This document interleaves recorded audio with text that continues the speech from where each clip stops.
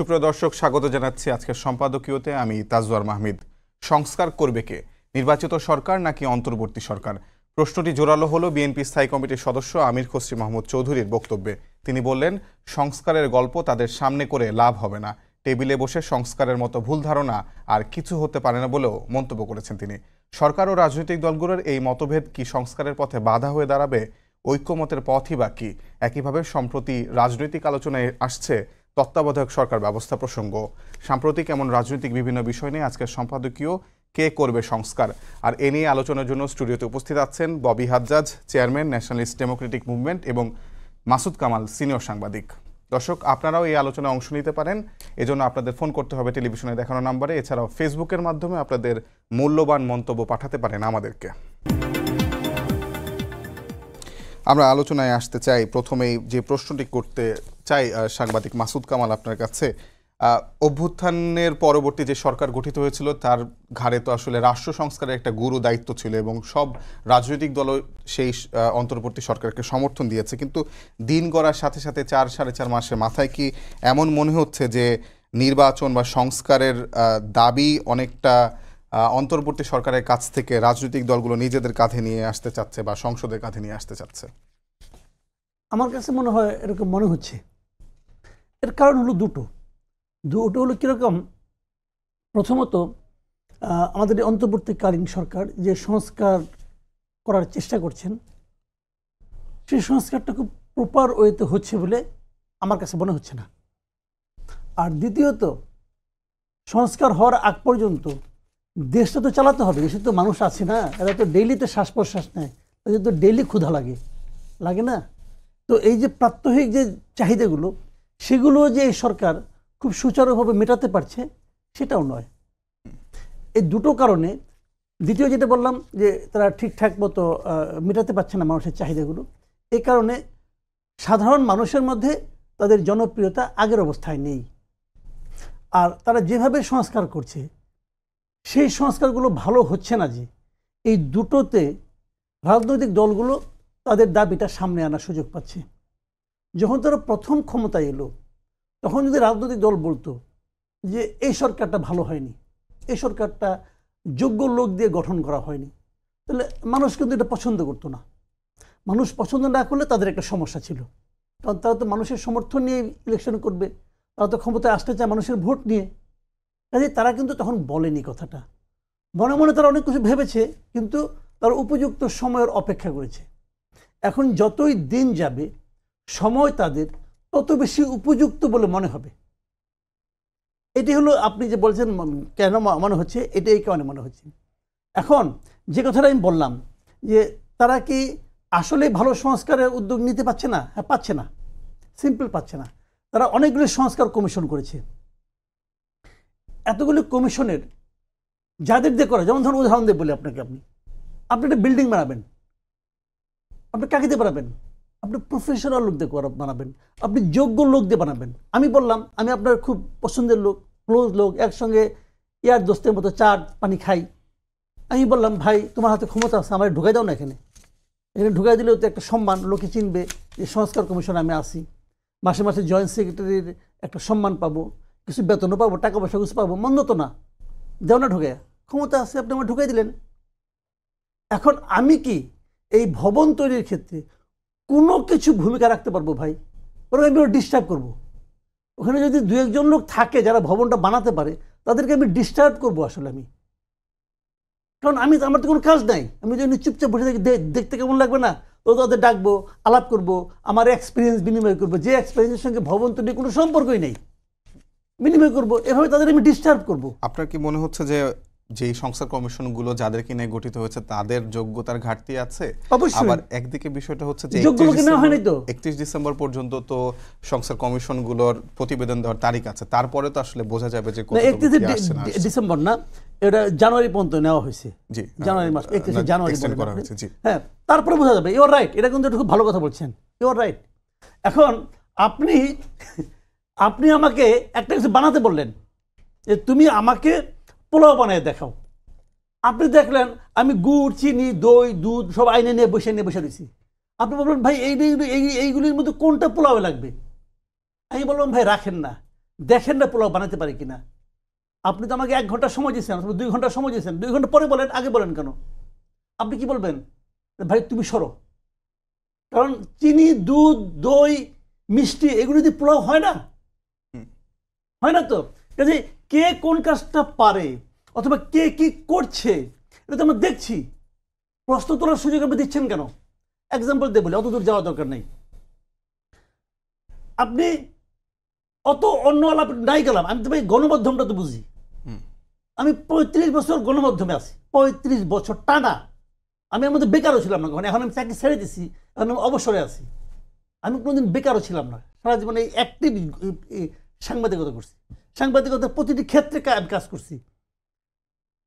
আমি যাদেরকে চিনি এখানে যারা গণমাধ্যম কমিশনে যারা আছে, এদের একজন মানে 2-1 জন ছাড়া, 2-1 জন, তাও অনেক কষ্ট করে 5 মার্ক দেবো আমি। বাকিরা যোগ্য না, অযোগ্য লোক, সিম্পলি অযোগ্য লোক। আমি বললাম, আমি তো দায়িত্ব নিয়ে বললাম ভাই, আমি কিন্তু কোনো অ্যাপ্রেন্টিস রিপোর্টার না, কিন্তু আমি দায়িত্ব নিয়ে বললাম। রাজনৈতিক দলগুলো আসলে কি সেই সংস্কারের আকাঙ্ক্ষা, সংস্কারের যে আকাঙ্ক্ষা সেগুলো কামাল আহমেদ সাহেব উনি তো ব্রিটেনের নাগরিক, ওখানে নাগরিকত্ব নেওয়ার সময় উনি ওত দেন নাই যে এই দেশের স্বার্থের বিরুদ্ধে কোনো কথা, এই স্বার্থের পক্ষে উনি কাজ করবেন, বলেন নাই তো। উনি কি ব্রিটেনের স্বার্থের পক্ষে একটা গণমাধ্যম কমিশনের রিপোর্ট দেবেন নাকি আমার স্বার্থের পরিপ্রেক্ষিতে দেবেন? এবং উনি প্রমাণিত ব্যর্থ। উনি প্রথমত কিছুদিন জব করছেন, সুবিধা করতে পারেন না, চলে গেছেন। ভাই এগুলো খুব খারাপ লাগবে, বলবেন যে এত বড় লোকের সম্পর্কে আপনি বললাম। আমি সবার সম্পর্কে বলি, কারণ আমি যেটা সত্য মনে করি এটা আমি বলি। এগুলো ঠিক হয় নাই। আলী রিয়াজ স্যার আমার স্যার, কিন্তু আমার টিচার, ডাইরেক্ট টিচার, আমি তো ক্লাস করেছি, অত্যন্ত ভালো টিচার, ওনার অনেক গুণ আছে, কিন্তু উনি সংবিধান বিশেষজ্ঞ, এটা কেউ কান্না করে বললো আমি বিশ্বাস করবো না। উনি কোনোভাবে সংবিধান বিশেষজ্ঞ না, উনি জানার রেজিমের টিচার ছিলেন, তারপরে হয়তো পলিটিক্যাল সায়েন্সে একটা ডিগ্রি নেওয়া হতো, পলিটিক্যাল সায়েন্সের মাস্টার হয়েছেন। উনি সংবিধান বিশেষজ্ঞ না, তাকে আপনি দিয়েছেন ওটা সংবিধান কাজ করার জন্য। এখন আবার জাতীয় ঐক্য করবেন, উনি সেটা ভাইস চেয়ারম্যান, তো উনিও তো আমেরিকান নাগরিক। আমার দেশে কি কেউ নাই? কেউ নাই আমার দেশে। আপনি কাউকে খুঁজে পান না, তার মানে আপনি প্রয়োজনীয় লোকটাকে খুঁজে পর্যন্ত বের করতে পারেন না, আপনি এত অযোগ্য।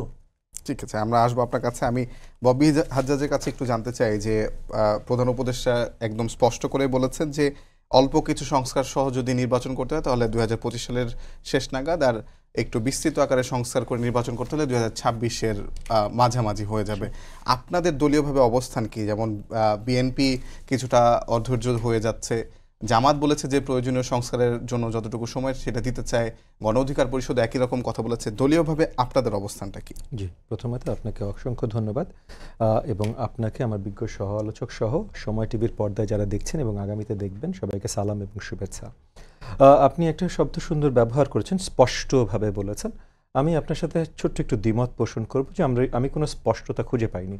অত্যন্ত শ্রদ্ধা, মানে আমাদের মাননীয় প্রধান উপদেষ্টার প্রতি অনেক শ্রদ্ধা রেখে বলছি, আমরা আরেকটু স্পষ্টতা আসলে আমাদের আমরা চেয়েছিলাম, আমাদের প্রত্যাশা ছিল আরও স্পষ্টভাবে উনি বলবেন। উনি বেসিকলি বলেছেন যে আপনারা যদি আমাকে তাড়া দেন আমি এই সময় দেবো, আমাকে যদি তাড়া না দেন এই সময় দেবো। এটা কোনো স্পষ্টতা না। স্পষ্টতা তখন হতো যে এই কাজগুলো আমরা করব, এই কাজগুলোর দায়িত্ব আমরা মনে করি আমাদের উপরে আছে এবং এই কাজগুলো করতে এই সময় আমাদের লাগবে, সেটা আমরা আপাতত নির্ণয় করেছি। তো তখন ওই কাজগুলো বললে হয়তো মাসুদ ভাই ওনার জায়গা থেকে বলতেন যে ভাই এই কাজটা এতদিনে লাগার কথা না, আবার আমরা আমাদের জায়গা থেকে এই কাজটা আর বেশি সময় লাগতে পারে, এই কাজ হয়তো আপনার না, এই কাজ হয়তো অন্য কারো। কিন্তু মানে ওই যে স্পষ্ট যে শব্দটা ব্যবহার করেন ওইটা বড় দাগে মিসিং ছিল। এবং এই যে এখন যে কমিশনের কথাগুলো হচ্ছে, আপনারা কমিশনের কথা বলছিলেন, নতুন একটা শুনলাম জাতীয় ঐক্য কমিশন হবে। মানে জাতীয় ঐক্য কমিশনের কাজ কি? তাহলে কি আমরা নতুন করে সরকার পরিচালনা কমিশন তৈরি করবো একটা? মানে এগুলো তো সরকারের কাজ। কমিশনের জাতীয় ঐক্য কমিশন, ইট বগলস দ্য মাইন্ড। এবং আমি মাসুদ ভাইয়ের সাথে পুরোপুরি একমত যে আলী রিয়াজ সাহেব উনি, আমি একজন রাষ্ট্রবিজ্ঞানের একাডেমিক, সো আলী রিয়াজ সাহেব অ্যাটলিস্ট আমার কাছ থেকে 100টা সাইটেশন পেয়েছেন। হ্যাঁ, মানে ওনার আমাকে লাগবে না সাইটেশনের জন্য, উনি বিজ্ঞ রাষ্ট্রবিজ্ঞানী, বাট অ্যাটলিস্ট আমার কাছে 100টা সাইটেশন উনি পেয়েছেন। হ্যাভিং সেড দ্যাট, উনি বাংলাদেশের মানুষ না। বাংলাদেশের মানুষ না মানে কি? মানে বাংলাদেশের সাথে উনি কানেক্টেড না, উনি কর্মরত বিদেশে। বিদেশে থাকেন, ওখানে কাজ করেন, বাংলাদেশ নিয়ে নিশ্চয়ই কিন্তু উনি তার রিসার্চ করেন। অনেক অনেক গবেষণা তো বাংলাদেশ কেন্দ্রিক, যেমন দেখেন, ভয়ের সংস্কৃতি নিয়ে গবেষণা তিনি। এখন আপনি যদি আমাকে বলেন গবেষণা বাংলাদেশ কেন্দ্রিক, অনেক বিদেশি আছে যাদের অনেক গবেষণা বাংলাদেশ কেন্দ্রিক, তাহলে আমরা তাদেরকেও নিয়ে আসি। জাস্ট বিকজ চামড়া খয়েরি বলে আপনি আসবেন আর ও চামড়া সাদা বলে ও আসবে না, এই ধরনের বৈষম্য কেন? আমরা না বৈষম্য বিরোধী কাজ করছিলাম। এগেন, আমি আলী রিয়াজ সাহেবকে ছোট করছি না, আমি ওনাকে অনেক শ্রদ্ধা করি, যার জন্য আমি প্রথমেই শুরু করলাম যে আমি নিজে ওনার মিনিমাম 100 বার ওনাকে সাইট করেছি আমার রিসার্চ পেপারসগুলোতে। হ্যাঁ, সো কিন্তু সংবিধান বিশেষজ্ঞ উনি না, মাসুদ ভাই যেটা বলেছেন। একই সাথে আমি আরেকটা পয়েন্ট তুলবো, যেটা হয়তো মাসুদ ভাই মেনশন করেননি, আমি শিওর উনিও চিন্তা করেছেন, যে উনি তো আলী রিয়াজ সাহেব তো এই দেশের মাটির সাথে কানেক্টেড না। কিভাবে কানেক্টেড না? মানে আজকে যদি আপনি মাসুদ ভাইয়ের সাথে কথা বলেন, মাসুদ ভাই ওনার 35 বছরের অভিজ্ঞতার কথা বললেন, কিন্তু 35 বছর একে একে অভিজ্ঞতা হয়নি। মানে গণমাধ্যমের সাথে যারা জড়িত আছেন বা গণমাধ্যমের সাথে যাদের জড়িত থাকবার কথা, এদের সবাইকে 20, 25, 30, 35 বছর ধরে উনি পার্সোনালি চেনেন। কে কি করতে পারেন না পারেন উনি পার্সোনালি জানেন। আমরা 1.5 দশক ধরে বাংলাদেশের রাজনীতিতে আছি। বাংলাদেশের রাজনীতিতে আসলে কে কি, একাডেমিক না, কিন্তু আমি নিজেও একজন academic, so scientific research paper আমরা কি লিখি আমরা জানি অ্যাকচুয়ালি তার মনের ভিতরে কি আছে, সে বসে কি বলে কি করে, এটা আমরা 1.5 দশক ধরে তাদের সাথে দিনরাত উঠা বসা করে শিখেছি, একে অপরকে চিনি জানি।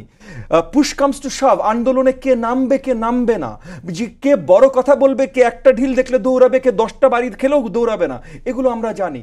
এগুলো আপনি যদি এখানে না থাকেন, এখানকার মানুষ না হন, আপনাকে অশ্রদ্ধা করে বলছি কিন্তু আপনি তো জানবেন না ভাই। তো আলী রিয়াজ সাহেব এখানকার না, উনি জানবেন না। এই যে সংস্কার নিয়ে কথা, সংস্কার মানে কি এইটুকু পর্যন্ত আজ পর্যন্ত কেউ পরিষ্কার করেনি। আমি সমালোচনা করেই বলছি সরকারের, যে সরকারের সবাই যখন সংস্কার নিয়ে বলেন সংস্কার মানে কি, যেমন মনে করেন এখন সংস্কার নিয়ে যদি আমরা কথা বলি, হ্যাঁ বড় দাগে, আমি নিজে আমার দল থেকে আমরা কয়েক সপ্তাহ আগে সংস্কারের বড় দাগে সংস্কার কি কি চাই, কতগুলো যে কয়েকশো সংস্কার লিপিবদ্ধ করে আমরা গণমাধ্যমের কাছে এবং অন্তর্বর্তীকালীন সরকার সবার কাছে পৌঁছে দিয়েছি। সো সংস্কার মানে কি? এখন আপনি বলছেন নির্বাচন দিতে হলে একটা পুলিশের সংস্কার লাগবে, নিশ্চয়ই পুলিশের সংস্কার লাগবে, যে অবস্থায় পুলিশ ছিল। তো পুলিশ সংস্কার করতে হলে আপনি একটা পুলিশ কমিশন গঠন করেন, পুলিশ কমিশনকে আপনি দায়িত্ব দেন, পুলিশ কমিশনকে দায়িত্ব দিয়ে তাদের 6 মাস দেন নতুন আপনার ইসে করা, কি বলেন না, রিক্রুটমেন্ট করার। আপনি অর্ডিন্যান্সের মাধ্যমে নতুন আইন করেন যেটার আন্ডারে পুলিশ কমিশন তৈরি হতে পারে, পরে যে পার্লামেন্টে সেটা ওকে করা যাবে। এগুলো করতে তো 2 বছর লাগে না ভাই। এবং রাইট নাও আইন শৃঙ্খলা বাহিনী কন্ট্রোলে নেই দেশ, তাহলে এটা তো আরো তাড়াতাড়ি করা দরকার। এটা শুধু নির্বাচনের জন্য সংস্কার না ভাই, এটা ইমিডিয়েট জনগণের ভোগান্তি কমানোর সংস্কার। এই যে দ্রব্যমূল্য ঊর্ধ্বগতি চলে যাচ্ছে, এইটা ভোগান্তি কমানোর সংস্কার কি করেছেন আপনি? মনে করেন এই যে জুডিশিয়াল সংস্কার করবে, এগেন আরেকটা বড় দাগে আমরা নিজেরা বলছি বিশাল আকারে সংস্কার দরকার। তো সংস্কার আপনি কতখানি করবেন? নতুন চিফ জাস্টিস দিয়েছেন, সুপ্রিম জুডিশিয়াল কাউন্সিল ফর্মড হয়েছে, সুপ্রিম জুডিশিয়াল কাউন্সিলকে তাড়াতাড়ি দায়িত্বরত করেন, তারা এই কাজগুলো করতে হবে, তাহলেই তো সংস্কার হবে। আপনি সংস্কার কথা বলে যাবেন, সংস্কার আসলে কি হচ্ছে? 6টা প্রথমে সংস্কার কমিশন দেয়া হলো, তারা কোন স্টেক হোল্ডারের সাথে, এবং আমি এগেন মাসুদ ভাই যেমন বললেন দায়িত্ব নিয়ে বলছেন, আমিও একজন স্টেক হোল্ডার হিসেবে আমি দায়িত্ব নিয়ে বলছি, কারো কোনো বড় স্টেক হোল্ডারের সাথে ভালোভাবে চুলচেরা আলোচনা তারা করেননি, তারা বসেননি। সংবিধান সংস্কার কমিশন তো কারোর সাথেই বসেনি। সংবিধান সংস্কার কমিশন সবাইকে বলেছে আপনারা লিখিত আকারে দেন। আপনি জানেন ভাই 18 কোটি জনগণ যখন লিখিত আকারে দেওয়া শুরু করবে, আপনার কতখানি রিসোর্সেস লাগবে জাস্ট ওইটা অ্যানালাইজ করতে, জাস্ট ডাউনলোড করতে কতখানি আপনার রিসোর্সেস লাগবে? আপনি আমাকে বলেন, আপনি আমাকে এখন জার্নালিস্ট হিসেবে খবর নিয়ে বলেন যে সংবিধান সংস্কার কমিশনে জাস্ট ডেটা অ্যানালিসিসের জন্য কয় হাজার ব্যক্তি দেওয়া হয়েছে, কত টেরাবাইটস অফ ডেটা অ্যানালিসিসের এবিলিটি দেওয়া হয়েছে। মাইক্রোসফট থেকে কিনেছে না গুগল থেকে কিনেছে? কারণ এইটা যেই এবিলিটি দরকার ডেটা অ্যানালিসিসের, সেটা যখন কিনবে সব পেপারের ফ্রন্ট পেজে আসবে। সেক্ষেত্রে কি আপনার এই কাজগুলো না, আমি জাস্ট বলছি এই কাজগুলো এগেন আমি নিন্দার জন্য বলছি না, কিন্তু আবার পরিষ্কার করি, সমালোচনা করছি, কারণ এই জিনিসটা দরকার। মানে আমরা জাতিগতভাবে পিছিয়ে পড়ছি, অনেক আশা অনেক আস্থা নিয়ে আমরা ইন্টারিম সরকারের হাতে দায়িত্ব দিয়েছি যে তারা এই দায়িত্বটা পরিপূর্ণভাবে পালন করবেন, কিন্তু তারা এখন যেটা হয়েছে অত্যন্ত দুঃখজনক যে তারা বিভাজনের কথা বলছে ভেতর থেকে। মানে এই ইন্টারিম সরকারের ভেতর থেকে একজন আপনার উপদেষ্টা হঠাৎ করে বলছেন রাজনৈতিক দলরা তাদের সাথে শত্রুতামি করছে, তাদেরকে নামাতে চায়। আরে ভাই, রাজনৈতিক দলরা সাপোর্ট না দিলে আপনারা এই মুহূর্তে থাকতে পারতেন না, কারণ আইন শৃঙ্খলা বাহিনী দেশে নাই। মানে বাস্তবতায় যদি আসি ভাই, যে এখন যদি রাজনৈতিক দলে আমরা যারা আছি, আমরা সবাই যদি যেভাবে একসাথে সবাই নেমেছিলাম জুলাই আগস্টে, এগেন শুধু আমরা নামি নাই জুলাই আগস্টে, শুধু আমরা নেমে করতে পারিনি, পুরো সমগ্র বাংলাদেশের জনগণ নেমেছিল জুলাই আগস্টে বলেই হাসিনার পতন হয়েছিল। কিন্তু এখন যে অবস্থা, হাসিনার ওই ক্ষমতা কিন্তু এখন নেই, মানে কারোর হাতে এখন আর ওই ক্ষমতা নেই। আমি এখন একটা যদি প্রশ্ন রাজনৈতিক দলগুলো নামে, ববি ভাই আপনার কাছে জি। করতে চাই যে জি। সংস্কারের বিষয় বলতে গেলে আপনি যদি শুধুমাত্র নির্বাচনের জন্য বলি সেক্ষেত্রে ভোটার তালিকা হালনাগাদ করার বিষয় জি, আছে, নিশ্চয়ই। এবং প্রবাসীদের ভোটার হিসেবে just এই হালনাগাদটা- সংযুক্ত করার বিষয় আছে, জি। এই সব বিষয়গুলো করতেও তো একটা সময় সাপেক্ষ বিষয়। আপনারা নিশ্চয়ই। এইটুকু সময় কি আসলে না, না, সরকারকে না, না, দিতে না, চান? আপনি আবার পয়েন্টটা ভুল ধরছেন। প্রথমত আপনি ভোটার তালিকা হালনাগাদের কথা বললেন, এটা নতুন প্রধান নির্বাচন কমিশনার অলরেডি বলেছেন মার্চের 2 তারিখের ভিতরে হয়ে যাবে। ঠিক আছে, আচ্ছা। আর আরেকটা জিনিস আমি আবার ক্লিয়ার করি, মানে আমার কাছে মনে হয় সব জায়গায় এই জিনিসটা বারবার ক্লিয়ার করতে হয়। আমার পরিচিত কোনো রাজনৈতিক দল, মানে যারা এক দফা আন্দোলনে ছিল, এনডিএম বলেন, বিএনপি বলেন, বা অন্য 2টা নাম বলেন, কেউ কিন্তু সরকারকে পুশ করেনি কালকে নির্বাচন দেন। কেউ সরকারকে পুশ করেনি। সবাই একটা কথা বারবার করে বলছি, ভাই একটু স্পষ্টভাবে পরিষ্কার করে বলেন, তখন আমরা আলোচনাটাও করতে পারি আসলে কতদিনে নির্বাচন করা যেতে পারে। কারণ শুধু নির্বাচন যদি হতে হয় তাহলে 3 মাসে নির্বাচন দেওয়া যায়। আমরাও চাই কিছু বড় দাগে সংস্কার হয়ে নির্বাচন হোক। সেই সেই বড় সংস্কারগুলো দাগে কি কি? মানে না, বড় সেই দাগে- সংস্কারগুলো এই যে বললাম তো, যে সংস্কারগুলো ইজিলি করা যায়, এই যে পুলিশ সংস্কার, আপনার সাথে মাত্র কথা বললাম, কি পুলিশ সংস্কার করা যায়, সেটা করা হয়েছে? এখনো করা হয়নি। আমরা পিছিয়ে আছি। 5 মাস হয়ে গেছে একটা সরকারের, 5 মাস হয়ে গেছে, এবং এই 5 মাসে সরকার বড়ভাবে, এগেন তাদেরকে আমি আহ্বান জানাচ্ছি, দরকার if you will through my frustration বলেন, যেটাই বলেন, আপনার শোর মাধ্যমে আমি আহ্বান জানাচ্ছি যে আপনার স্টেক হোল্ডারদের নিয়ে বসেন না ভাই, রাজনৈতিক দলদের নিয়ে বসেন, আপনার গণমাধ্যমের যারা অভিজ্ঞ ওনাদেরকে নিয়ে বসেন, আপনার ব্যবসায়ী সমাজের যারা আছেন তাদেরকে নিয়ে বসেন। আজকে দ্রব্যমূল্য আপনি নিয়ন্ত্রণে আনবেন, ব্যবসায়ী সমাজের সাথে বসবেন না, এটা হয়? আপনি দেশের অর্থনীতিকে চাঙ্গা করতে চান, ব্যবসায়ী সমাজের সাথে বসবেন না, এটা হয়? আপনি জনগণের সম্পৃক্ততা চান, রাজনৈতিক দলের সাথে বসবেন না, এটা হয়? এবং এই যে হাসিনা যে জিনিসটা তৈরি করেছিল যে রাজনৈতিক দল মানে মন্দ, এদেরকে দূরে রাখো, এদেরকে দূরে রাখো, এটা হাসিনা নিজের পারপাস সার্ভ করার জন্য করছিল। আজকেও যদি আমরা সেই ন্যারেটিভ নিয়ে দৌড়াই যে রাজনৈতিক দলরা মন্দ, এদেরকে দূরে, ভাই রাজনৈতিক দলরাই তো জনগণের সাথে থাকে, কারণ তাদেরকে ভোট চাইতে যাইতে হয়। অসংখ্য ধন্যবাদ ববি ভাই। আমি মাসুদ কামাল ভাইয়ের কাছে আরেকবার আসতে চাই যে পঞ্চদশ সংশোধনী সেটি বাতিল করা হলো, এবং আমরা জানি যে পঞ্চদশ সংশোধনীতে 54টি পরিবর্তন আনা হয়েছিল, সেখান থেকে 6টি বিষয়কে হাইকোর্ট বাতিল করেছে, বাকি প্রায় 48টি বিষয় থাকে। তার মানে এই যে সংশোধনীটাও বাতিল করা হলো, সেটাও একটি মানে আধখাতসাভাবে বাতিল করা হলো এবং বাকিটা সংসদের হাতে ছেড়ে দিয়েছে। মানে এইখানে কি আসলে অন্তর্বর্তী সরকার যে সংস্কারের বিষয়গুলো নিচ্ছে সংবিধানের ক্ষেত্রেও পঞ্চদশ সংশোধনী যদি আমরা ধরে নিই, সেটা আসলে খুব একটা পরিপূর্ণভাবে হচ্ছে না বলে কি মনে হচ্ছে? না, এটা হয়েছে জানেন কি, এটা দুটো কারণে হয়েছে। এই যে সংবিধান পঞ্চদশ সংশোধন যেটা বাতিল করলো আর কি হাইকোর্ট, এটা দুটো কারণে করেছিল আমার ধারণা। এই মুহূর্তে এটা খুব একটা ইম্পর্টেন্ট ব্যাপার না। এটা ইম্পর্টেন্ট ব্যাপার না এই কারণে, আপনি তো সংবিধান সংস্কারের জন্য একটা কমিশন করছেন, এই কমিশন তো কিছু রিপোর্ট দিবে না। এখন আপনি একটা আপনার মানে এটা করার মাধ্যমে আপনি তত্ত্বাবধায়ক সরকারের এই প্রসঙ্গটা বলছেন যে ওইটা আবার আসলো। এখন হাইকোর্ট এটা কিভাবে করে পারে কিনা আমি ঠিক জানি না, ওনারা আইনজীবী আছেন ভালো বুঝবেন। সংবিধানের বিষয়ে চেঞ্জটা ওনারা কীভাবে আনেন আমি বলতে পারবো না। আমার জানা জ্ঞান ছিল যে সংবিধানের কোনো একটা কিছু চেঞ্জ করতে হলেই গণপরিষদ লাগে, এরকম আমার একটা ধারণা ছিল। তো আমি জানি না, উনি বলতে পারবেন।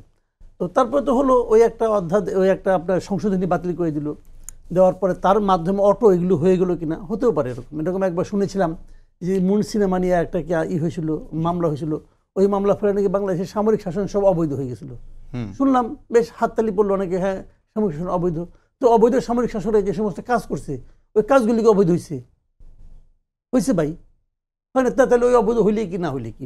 এখন কোশ্চেনটা হলো কি, এইগুলো তো 2 দিন পরে একটা সংস্কার কমিশন একটা রিপোর্ট দিবেন, ওই রিপোর্টটা দেওয়ার পর ওটার উপর ভিত্তি করে পলিটিক্যাল পার্টিগুলোর সঙ্গে সবাই আলাপ করবে, এই গভর্নমেন্ট আলাপ করবে, তারা একটা সিদ্ধান্তে পৌঁছবে। হয়তো পলিটিক্যাল পার্টিগুলোর সঙ্গে একটা এইভাবে একটা ঐক্যমত পৌঁছার চেষ্টা করবে, আমি জানি না, আমি হাইপোথেটিক্যালি বলছি, হয়তো চেষ্টা করবে যে আপনারা সবাই স্বীকার করেন, যদি আপনারা ক্ষমতায় যান তাহলে এটা আপনার সংসদে পাশ করবেন, এরকম একটা বলতে পারে।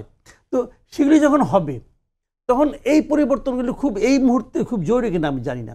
তবে তত্ত্বাবধায়ক সরকারের যে ব্যাপারটা আছে এটা জরুরি, এটা অবশ্যই জরুরি, এবং এটা এই কোর্টের মাধ্যমে এটা মানে আনাটাও খুব জরুরি কিনা। কোর্টের মাধ্যমে তো, কোর্ট ছাড়াই তো অনেক কিছু হয়েছে, সংবিধানে না এরকম অনেক কিছু হয়েছে না? এই জায়গাটায় আমি একটা কথা বলতে তাহলে চাই যে এখানে ত্রয়োদশ পাবলিকের সংশোধনী যখন উল্টা ইম্পর্টেন্ট। জি ত্রয়োদশ সংশোধনী যখন বাতিল করা হয়েছে, যেখানে তত্ত্বাবধায়ক সরকারের বিষয়টি ছিল, তখনও দেখা গেছে যে বিচারপতিদের এক ধরনের ব্যবহার করা হয়েছে, যে বেশিরভাগ বিচারপতি এটার বিরুদ্ধে রায় দিয়েছে এবং অসাংবিধানিক বলে উল্লেখ করায় পরবর্তীতে সংসদে এটি উঠেছে ত্রয়োদশ সংশোধনী বাতিল করার ক্ষেত্রে। মানে বিচারপতি বা বিচারালয়কে কি আসলে সংবিধানের বিষয়ে অনেক বেশি ব্যবহার করা হয়েছে কিনা, আপনার কি মনে হয়? শুনেন, কি বলবেন, বলতেও ভয় লাগে তো বলি। বিচারপতিদের ব্যবহার করা হয় না, বিচারপতিরা নিজ দায়িত্বে ব্যবহৃত হয়। এটা হলো আমার অবজারভেশন, আমি এভাবে ভাবি। এই ভাবনার কারণে আমি হয়তো বড় কোনো আইনগত ভুল করলাম কিনা জানি না, এটা হলো আমার অবজারভেশন। সুপ্রিম জুডিশিয়াল কাউন্সিলের পরে কি পরিবর্তন হবে আপনি মনে আমি আপনাকে সিম্পল একটা এক্সাম্পল দিয়ে বুঝাই। অগাস্ট মাসে আমাদের এই হাইকোর্টের একটা রায় হলো যে ডক্টর ইউনূসকে 666 কোটি টাকা দিতে হবে। রায় হয়েছিল না? রায় কিন্তু হয়ে গেছে। সেই রায়ের পরে সরকার চেঞ্জ হয়ে গেল, নতুন সরকার আসলো। এখন রায় তো প্রথমে একটা দেয়, তারপরে লিখতে হয় না? যখন লিখতে গেল ওই দুই বিচারক আর লিখলেন না। এই রায়টা লিখতে তারা বিব্রত বোধ করছেন যে রায়টা তাহলে কি হলো, কি দাঁড়ালো অবস্থাটা। ওনারা কেন, কি চিন্তা করে বললেন যে এইটা তাকে দিতে হবে? বলছেন তো ভাই, চিন্তা তো করছেন, চিন্তা করে বলছেন। আবার পরে আবার চিন্তা করে বললেন এটা আমি লিখবো না। তাহলে আপনি চিন্তাটা কোন ধারায় প্রবাহিত হলো এটা আপনি আমাকে জানাবেন না? জনগণের জানার অধিকার নাই? আপনি যে বেতনটা পান, এই বেতনটা তো আমি দিই রে ভাই। আমার বেতনটাকে আমি অপাত্রে দান করছি, আমার জানার অধিকার নাই? উনি বললেন না, উনি বিব্রত বোধ করলেন। কি হলো নেট রেজাল্ট? তাহলে আমি তো ওনাকে যদি জিজ্ঞাসা করি আপনি কি আগে চাপে পড়ে রায় দিয়েছিলেন, অথবা যদি জিজ্ঞাসা করি এখন কি চাপে পড়ে বিব্রত হচ্ছেন, উনি কি জবাব দিবেন? আমি তো মনে করি ওই দুই বিচারপতির উচিত ছিল রিজাইন করা। ওনাদের নৈতিক অবস্থানটা ওই পর্যায়ে থাকা উচিত ছিল যে আমি আগে পারি নাই কাজটা করতে। উনি আগেরটাই বলেন, আগের সরকার আমাকে চাপে রেখে বাধ্য করেছে, আমি পারি নাই, অতএব আমি অন্যায় করেছি, আমি যে ওত নিয়েছি এটা আমার জন্য এটা অন্যায় হয়েছে, আমি ওত ভঙ্গ করেছি, আমি আর এই চাকরি করবো না। তাহলে ওনাকে আমি হিরো মনে করতাম। সুপ্রিম জুডিশিয়াল কাউন্সিল তো বহাল হলো, তো এখন ওনাকে আমি কি মনে পরিবর্তন করব? হবে? আপনি মনে করেন যে রাজনৈতিক প্রভাব একটা ছিল বিচারালয়ের উপর, এটা ভাই সবাই আমি স্বীকার আপনাকে করে একটা নেবে। কথা বলি, সংবিধান কিছু না, সবকিছু হলো মাথায়, আপনার চিন্তায়, আপনার নিয়তে। সংবিধান আপনি যাই করেন। আচ্ছা, এই যে সংবিধানটা ছিল, এই সংবিধান কি বলা হয়েছিল যে শেখ রেহানা বিপুল পরিমাণ অর্থ বিদেশে পাচার করবে? লেখা ছিল? ওখানে কি লেখা ছিল শেখ পরিবারের সবাই অর্থ কামাই করলে তাদের কেউ ধরবে না? লেখা ছিল? ছিল না তো। ওই সংবিধানের আলোকিত তারা এগুলো করছে, আকাম কোকাম করছে, করছে না? আচ্ছা, অতদূর বাদ দেন। আপনি মুসলমান তো ভাই, আমি তো মুসলমান। আমার আপনার জন্য সবচেয়ে পবিত্র গ্রন্থ কোনটা? কোরআন। আমরা তো বলি এটা পরিপূর্ণ জীবন বিধান, বলি না? তুবলিগে মারামারি গেছে একজন অমূল্য কেন? একই কোরআনের অনুসারিত। তো দোষটা কি কোরআনের নাকি ওদের নাকি মানুষের? যার মানার কথা সে তো মানতেছে না, সে তো তার মতো করে মানতেছে। আপনি সংবিধান যাই করেন না কেন, যে মানবে সে তো তার মতো করে মানবে। জি, তো ওইটাকে আপনি ফিরাবেন কি দিয়া? এই পর্যায়ে আমার আবুল মনসুর আহমেদের একটা উক্তি মনে পড়ে গেল। তিনি একবার বলেছিলেন যে ৭২-এর সংবিধান হওয়ার পরে বলছেন যে এটা আসলে সংবিধান মোটামুটি গ্রহণযোগ্য হয়েছে, কিন্তু বাকিটা নির্ভর করবে যারা সংবিধান প্রয়োগ করবে তাদের উপরে। এখন এই বিষয়ে আরেকটি বিষয়, রায় মানে এই পঞ্চদশ সংশোধনী বাতিল করা যিনি রিটকারী বদিউল আলম মজুমদার, তিনিও বলেছেন যে এই রায়ের মাধ্যমে মানে একটা গণতান্ত্রিক ব্যবস্থা ফিরে আসার মতো একটা দ্বার উন্মোচিত হলো, কিন্তু ফিরবে কিনা সেটি নির্ভর করবে রাজনীতিক সহ সবার আচরণের মধ্য দিয়ে। জি, নিশ্চয়ই। দেখেন, ফার্স্ট অ্যান্ড ফরমোস্ট ভাই জুডিশিয়ারিকে যেটা বললেন, আসলে রাজনৈতিক প্রভাব আমরা শুধু কনস্টিটিউশনালি না, এগেন কনস্টিটিউশন একটা ডকুমেন্ট, মানে এটা একটা ডকুমেন্টের বেশি না, এটা সবচেয়ে গুরুত্বপূর্ণ সোশ্যাল কন্ট্রাক্ট, কিন্তু এটা এন্ড অফ দ্য ডে একটা ডকুমেন্ট, আমাদেরই লেখা। সো চেঞ্জও আমরাই আনি। আমরা কিভাবে ক্ষমতা কোথায় প্রয়োগ করি সেই হিসেবে চেঞ্জ আনি। তো গত 15.5 বছর ক্ষমতা যেহেতু শেখ হাসিনার হাতে ছিল, সে যেভাবে চেঞ্জ করতে চেয়েছে করেছে। এখন যাদের হাতে ক্ষমতা, মানে সামনে যাদের হাতে ক্ষমতা যাবে, যদি আমরা জনগণের হাতে ক্ষমতা আসলে রাখতে পারি, তাহলে হয়তো আসলে আবল তাবল চেঞ্জ হয়তো এই সংবিধানে আসবে না। But that's for the future to tell. জুডিশিয়ারির উপরে সাংবিধানিকভাবে যেমন প্রেশার এসছে, তেমন গত অনেক বছর এই যে চিফ জাস্টিসকে যেভাবে ধরে দেশ থেকে বের করে দেওয়া হয়েছে, এরকম অনেক ঘটনা ঘটেছে। যেখানে জুডিশিয়ারিকে কিছু দূর কুলসিত আর কি রাজনৈতিক কারণে করা হয়েছে। মানে এগেন আমি ভাইয়ের প্রতি শ্রদ্ধা রেখেই বলবো যে মানে কোনো একতরফা দোষ না, একটা বড় সাইড দিয়ে প্রেশার এসছে, এবং প্রেশারটা যে চলে গেছে তা না কিন্তু, মানে আপনারা বলতেই পারেন যে আওয়ামী লীগ চলে গেছে, হাসিনা চলে গেছে, প্রেশার চলে গেছে, কিন্তু একটু যদি খেয়াল করেন যে এই যে বড় দাগে বেশ অনেকজন হাইকোর্টের বিচারপতিকে বিশ্রামে পাঠানো হলো, সেটাও কিন্তু বিচারিক প্রক্রিয়ায় বা জুডিশিয়াল সুপ্রিম জুডিশিয়াল কাউন্সিলের সিদ্ধান্তে এগুলো হয়নি। হাজার হাজার তরুণরা কোর্ট প্রাঙ্গণ দখল করেছে, তারপর হয়েছে। তো এইটা কি আসলে রাজনৈতিক প্রভাব না? মানে একটা আমাদের সবচেয়ে গুরুত্বপূর্ণ যে জায়গাগুলো, মানে আমরা মনে করেন আমরা একদাকে বলবো যে আমাদের সেই সময়টা একটা আশঙ্কা অনেকে করছিলেন যে একটা জুডিশিয়াল কু হবে। না না না, আমি জুডিশিয়াল কুর কথা বলছি না, আমি বলছি যখন আমি প্রথমটার কথা বলছি না, আমি দ্বিতীয়টার কথা বলছি। প্রথমটা দুঃখজনক ছিল, কিন্তু আমরা সবাই মেনে নিয়েছি, কারণ তখনও আমরা তখনও হাসিনা বিরোধী আন্দোলন শেষ হয়নি। হ্যাঁ, নতুন সরকার গঠন হয়ে গেছে, কিন্তু আন্দোলন শেষ হয়নি, যে তারপর আনসারের ঘটনা ঘটলে এরকম অনেক কিছু। এবং তখনও হয়তো আইন শৃঙ্খলা বাহিনীকে ব্যবহার করা যেত, বা যারা আইন শৃঙ্খলার দায়িত্বে ছিল, সেটা আমরা আর্ম ফোর্সেস বলি, যেটাই বলি, সরকার হয়তো তাদেরকে ব্যবহার করতে পারতেন, তরুণদেরকে আপনার হাইকোর্ট ঘেরাও করতে না পাঠিয়ে।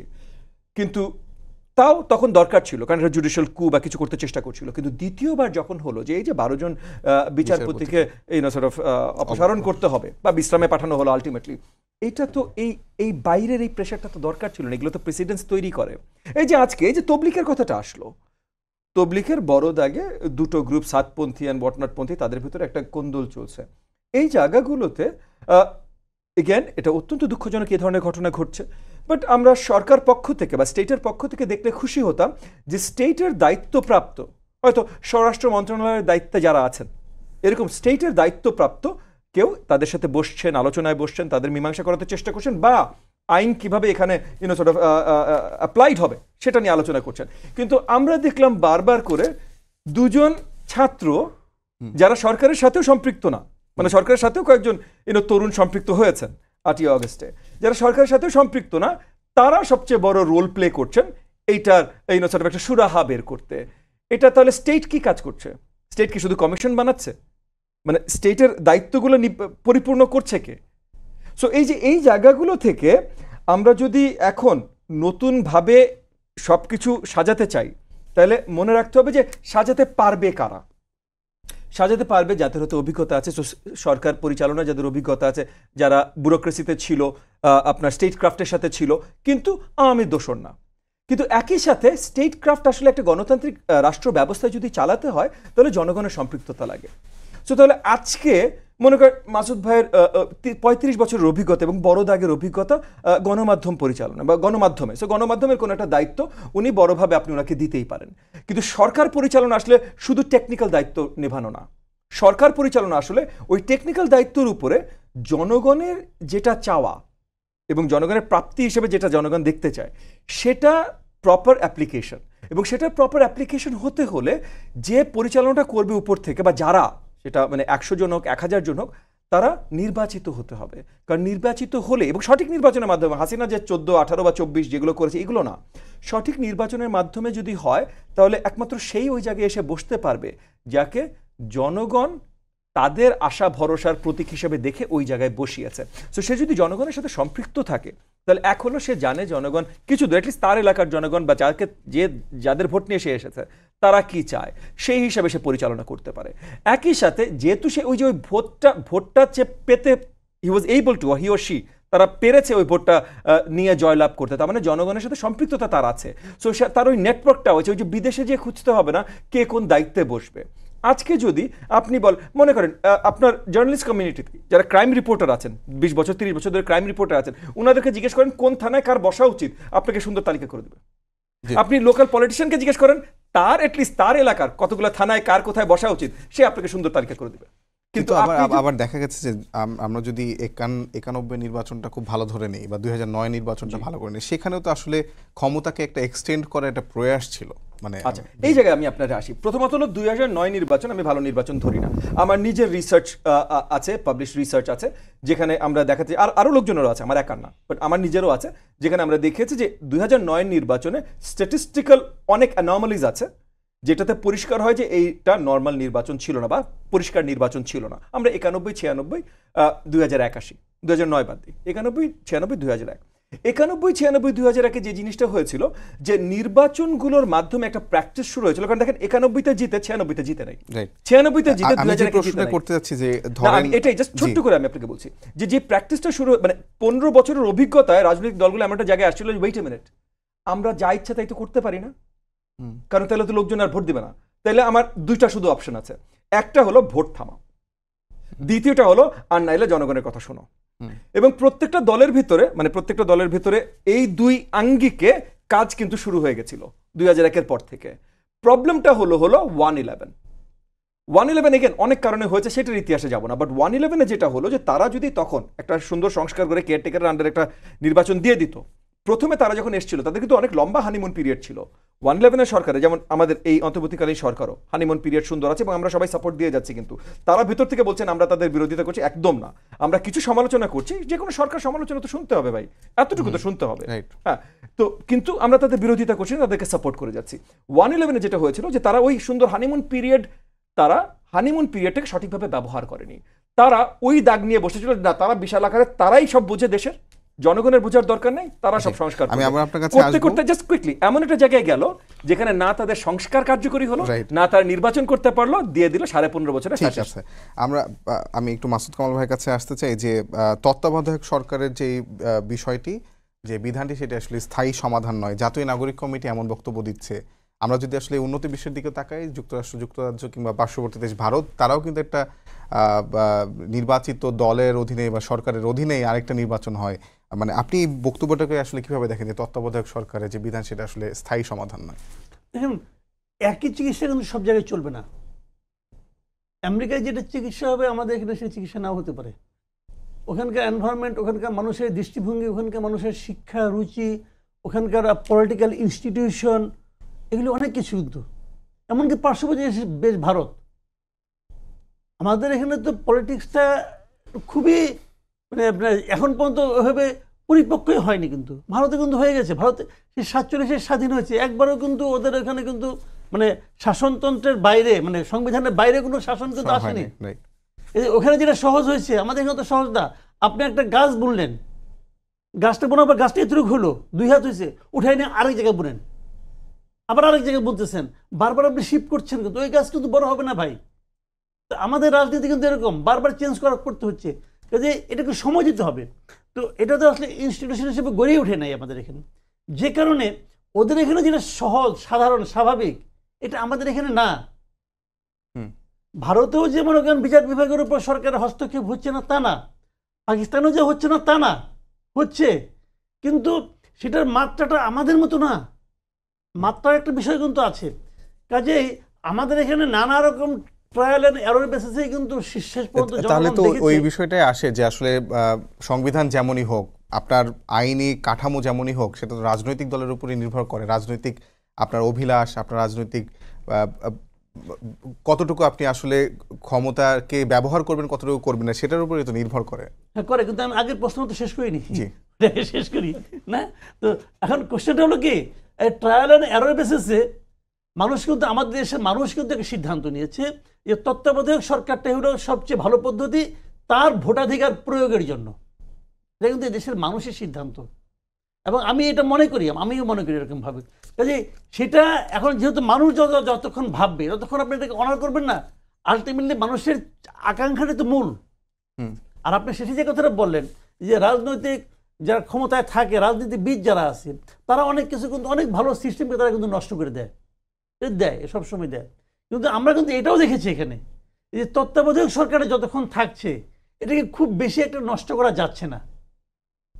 যেমন ধরুন 2009 তত্ত্বাবধায়ক সরকার ছিল, ওটা হয়তো আপনাদের ছিল না, কিন্তু 14-র মতো তো ছিল না রে ভাই, 18-র মতো তো ছিল না। তো কিছুটা কিন্তু মানুষের চিন্তা, মানুষের আকাঙ্ক্ষা, রিফ্লেকশন ওখানে ঘটে। জি, আমি ববি ভাইয়ের কাছে আসতে যে সংশোধন বাতিল আদালতের মাধ্যমে, সেটাকে আবারও ওই সংশোধনের বাতিলের সিদ্ধান্তটা আবার বাতিল করা, মানে এই যে চলছে, এর মধ্যে কি আসলে সংবিধানকে যেই ছুঁড়ে ফেলার বা সংবিধানকে বাতিল করে দেওয়ার প্রশ্নটি আসছিল, সেটিকে আসলে আরো বেশি জোরালো হয় কিনা? দেখেন, সংবিধান বাতিল করার সম্ভাবনা খুব কম আমার কাছে যেটা মনে হয়। আমি আমার এখন মনে হওয়ার কথা বলছি, কারণ কমিশনদের সাথে আসলে পরিষ্কার আলোচনা কোনো স্টেক হোল্ডারদের সাথে এ পর্যন্ত হয়নি কমিশনগুলোর সাথে। বাট আমার মনে হয়, কারণ সংবিধান বাতিল করার সম্ভাবনা খুব কম, আমি কেন বলছি যে প্রত্যেকটা জিনিস একটা ফ্রেমওয়ার্ক আছে। তো মানে বিশ্বের যে কোনো সংবিধানেই যান, যতগুলো দেশের সংবিধান আছে সবগুলো কিছু ফ্রেমওয়ার্কের আঙ্গিকে করা। সো কিছু জিনিস সিমিলার, স্পেশালি যদি প্রিন্সিপলস ওই সংবিধানের পেছনের প্রিন্সিপলসগুলো যদি সেম থাকে। আমরা 3 মিনিট পাবো।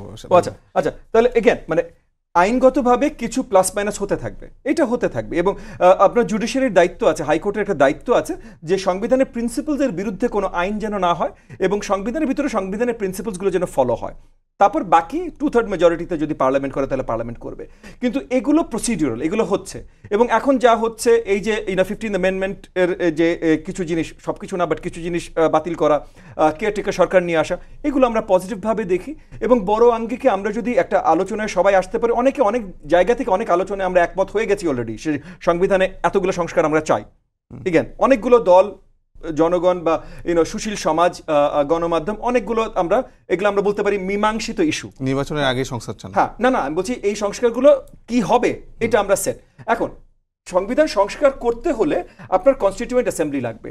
এই কনস্টিটিউয়েন্ট অ্যাসেম্বলি নির্বাচিত পার্লামেন্ট হতে পারে বা আলাদাভাবে আপনাকে নির্বাচন দিয়ে এই কনস্টিটিউয়েন্ট অ্যাসেম্বলি করতে হবে।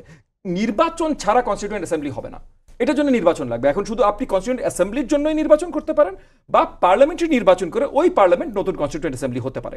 এখন আপনি যদি নির্বাচন করতেই পারেন তাইলে আপনি পার্লামেন্টারি নির্বাচন কেন করবেন? আপনি শুধু একটা কনস্টিটিউয়েন্ট অ্যাসেম্বলির নির্বাচন কেন করবেন? এবং ওই কনস্টিটিউয়েন্ট অ্যাসেম্বলি নির্বাচন করে যদি আপনি কনস্টিটিউশন রিফর্ম করেন তাহলে ততদিন সরকার পরিচালনা কে করবে? এই দায়িত্বটা কার? এই প্রশ্নগুলো আসলে একটু সবাই যদি আমরা বসে আলোচনা করতে পারতাম। জি, আমি ওই একই প্রশ্ন মাসুদ কামাল ভাইকে শেষ প্রশ্নটা করে যাচ্ছি যে সংবিধানে এতবার সংশোধন, আবার সংশোধন বাতিল, এত কিছু যে হয়েছে, সংবিধানকে আসলে এই অবস্থায় রাখা যায় কিনা বা সংস্কারটা আসলে কতটুকু হবে, কিভাবে হবে? 1 মিনিট মাসুদ কামাল ভাই। না, এখন রাখা যায় কিনা, যেহেতু ওনারা একটা কমিশন বসেছেন, ওনারা বসবেন, পলিটিক্যাল পার্টিগুলোর সঙ্গে আলোচনা করবেন, তারা চেঞ্জ তো করবেনই।